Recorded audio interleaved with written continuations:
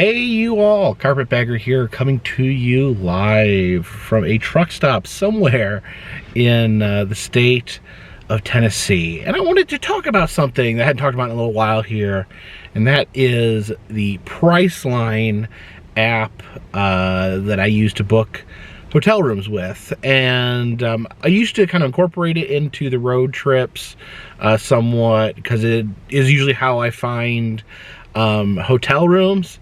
I ended up having some bad experiences with the app and ended up not talking about it kind of on purpose, because I didn't want there to be a feeling that I was like endorsing it, because I definitely have mixed feelings about it. But I do still use the app to find hotel rooms while I am on the road. I tried using some other apps, but Priceline does seem to be the cheapest way to find hotel rooms, at least for me, at least for what I am looking for. I know there's a couple other apps like hotels and hotels.com, booking.com, but I've personally had the best luck with Priceline. That being said, I've had some horrible experiences using the Priceline app. And one thing I did quite a bit was use their function where you get a mystery hotel room, where you pay a price. They give you the basic specs of a hotel. You pay a price, it tells you the general area, and then once you book the room, it's unveiled. You get to find out where you're going, but you've already paid for it. So it's kind of like a gambling. It's kind of fun to see if you can get good deals. Sometimes it blows up in your face.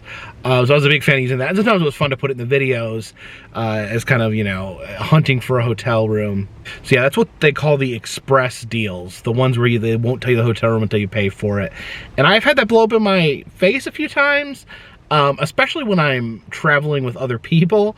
When you're a single person traveling by themselves, it's a lot more effective. I found that when I'm doing solo road trips. When me and my friend John from Exploration Unknown did a big road trip beginning of 2019, we hit some snags. We quickly learned that when you use the Express Deals option, you do not know what sort of bed situation you're getting yourself into, and we found ourselves stuck in some situations where there was only one bed. So my number one tip for Priceline would be to do not use the Express Deals option unless you are committed to sleeping in the same bed as everyone that is with you. I mean, you get one queen bed, one double bed, I guess is possible. You just don't know. You don't know what you're dealing with. So I really wouldn't use that option unless you are one person or maybe two people who really like to cuddle. Another thing that you want to watch out for with this Priceline app is once you book your reservation, it is written in blood. I had an experience where I was booking, we were looking at several different days where we were going to be at different times, and I ended up booking a room for the wrong day. And it was the point where I was like hitting the button and looking at it, like literally saw my mistake right there. So I'm like, oh crap, I booked it for the wrong day. I'm gonna have to fix this. So I immediately call Priceline. Like within a minute, with less than a minute, I call them like, listen, made a mistake, booked a room, and pretty much I got told, sorry, you booked that room, it's your problem. I pleaded, and they did call the hotel, and basically I found myself in an incredibly awkward battle between Priceline and the hotel. The hotel basically saying they can't change it because Priceline won't change it. Priceline telling me they can't change it because the hotel won't change it. Basically, I got a too bad from Priceline. We can't do anything.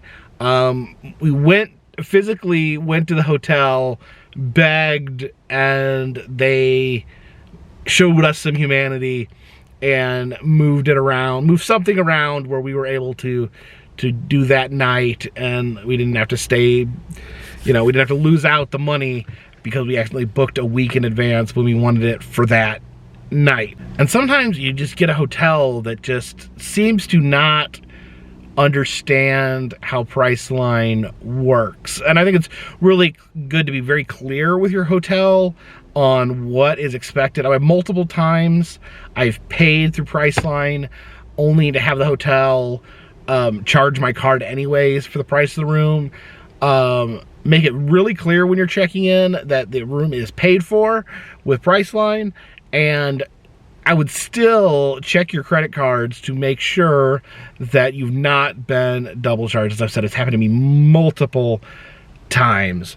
I had a bad experience where I checked into a hotel. They said that Priceline hadn't sent them the payment yet. I don't know how it works. They made it out to be like Priceline was going to be faxing them a check or something, and they so I sat in the hotel lobby after, you know, all day traveling with my bags, just waiting for this theoretical thing to happen, trying to talk to someone at Priceline. Trying to talk to someone from Priceline is, oh my God, it can be very frustrating. You know, you can be put on hold for long periods of time. You can have, you can be given people that just will not help you. You're on your own. I mean, it's like, I guess it's part of gambling. You know, you're when you take Priceline and then you try to use it, you are absolutely taking a risk just using the app. Like I said, you can get some of the best deals ever, but it is a total gamble. And you got to be careful booking a room too. You put your area that you want to be staying in into the Priceline app. Make sure you got your dates right. We already went over that. And but you still got to be really careful. You got to look at what area you're booking in. I've put in a city and had suggestions come up that were an hour and a half away from the city. So you can be really clear on where you are. You know, again, you have to have everything perfect before you hit that book button, because there's no guarantee anyone is going to help you. So yeah, make sure whatever city you put in, make sure that the room that comes up that you're booking is actually in that city that you want to actually be staying in. And so yeah, there's inherent risks to booking hotel rooms through an app, hotels that you've never seen. Definitely recommend, if something seems maybe a little off about hotel, go to TripAdvisor or some other site to double check the ratings. The Priceline star system makes very little sense. I've looked to try to find like what it means or what their criteria is, and I found very little information. You can get a 2-star room that's nicer than something that shows up as a 3-star room. Probably more important than the star system is actually the guest rating system. Kind of what you know, different people have different standards when it comes to hotel rooms. Generally what I go for is a 2.5 stars at least, because I've had some very sketchy 2-star rooms. So look for 2.5 stars is kind of the area I look for. And then you got to look at the guest ratings and make sure that it's not really low. Like a guest rating of 5 is usually pretty scary. 6 is a huge gamble. 7 is pretty safe for me. And what I look for in a hotel room generally is just something that's clean. Something that's you're not going to feel unsafe in. Oh, another major thing you want to be careful of when using the Express Deals option or booking in general is you may end up getting a pet room or a smoking room. You would think, I thought that smoking was not something that people did in hotels anymore, but it is.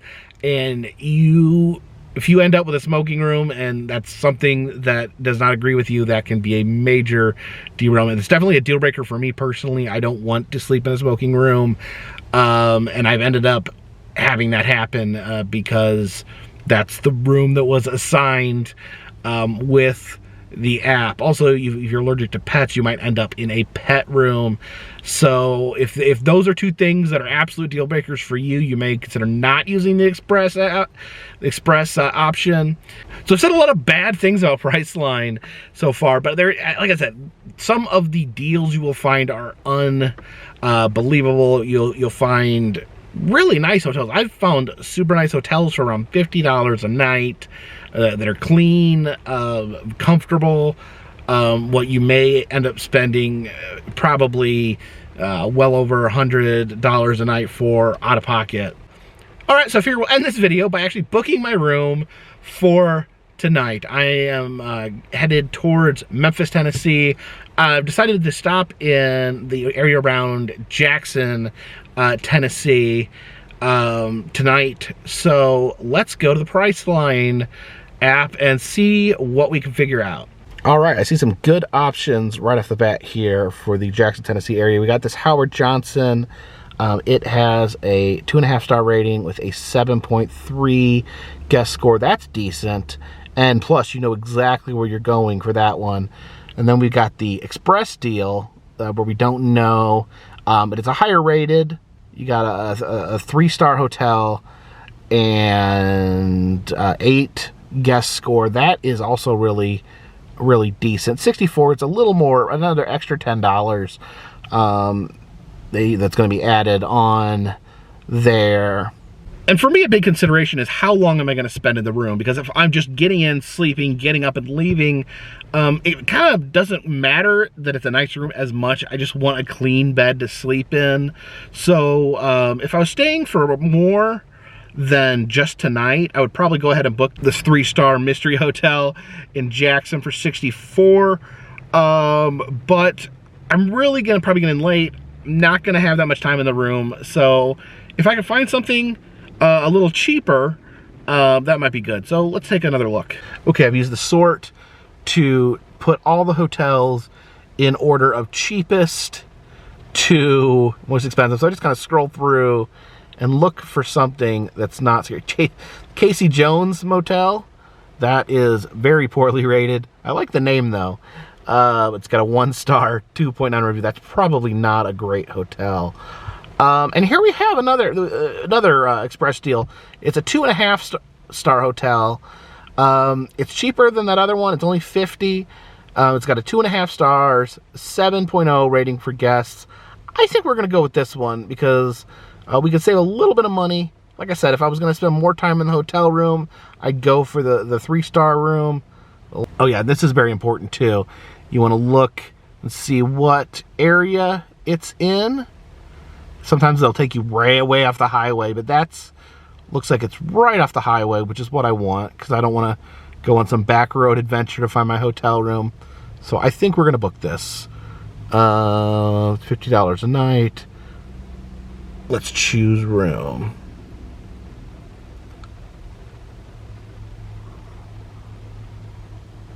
Okay, some of them will give you the option to kind of pin down exactly what you want.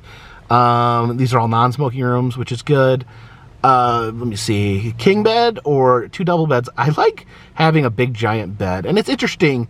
The 2 double beds will often be more expensive than the 1 king bed.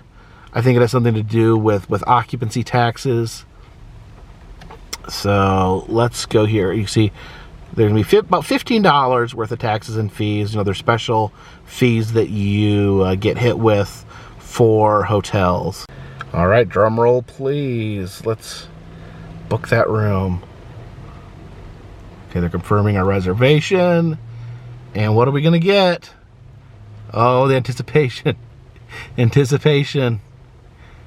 We are staying at the Howard Johnson. Oh, I remember that it actually listed the Howard Johnson. How much? Let's go back and see how much that was. All right, so in this case, I only saved $3 from using the Express deal. You could have booked this Howard Johnson for $53. I booked it for $50, so I saved $3. I think sometimes you get better deals than that, but let's travel to said Howard Johnson and see if it's worth $50.